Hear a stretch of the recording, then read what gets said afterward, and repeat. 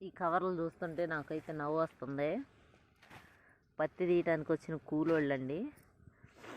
వాళ్ళకి మనిషికి ఒక 20 రూపాయలు కాయలు కావాలి అని అడిగారు. అసలు ఎంత బాగా చెప్తున్నారు. మాకు తెల్లటి కొయ్యి, మాకు పండు వద్దు, మాకు దోరై కొయ్యి, పచ్చి కొయ్యి. తోటలో ఉండి ఉండి జాంకాయ అంటేనే అసలు చిరాకుగా ఉంటుంది మాకు. వీళ్ళు మాత్రం జాంకాయలు అంటే మనకు దొరకని వస్తువు అంటే అంత ఇష్టం మనకి. భలే నవ్వొచ్చిద్ది నాకు. వాళ్ళు వెళ్ళేటప్పుడు వచ్చేటప్పుడు కాయలు ఉన్నాయా కాయలు ఉన్నాయా అని అడుగుతూ ఉంటారు. కాయలు ఉన్నప్పుడు మాత్రం ఇలా కొనుక్కెళ్తారు కాయలు. అందుకనే నేను మంచి మంచి కాయలు వాళ్ళ కోసం ఏరి కోసి మళ్ళీ ఒకరికొకరు పేసీలు తగాదాలు పడకుండా సుమారుగా సైజ్ చూసేసి ఇన్ని కాయలు అని చెప్పి వేసేయటం జరుగుతుంది. ఇప్పుడు సాయంత్రం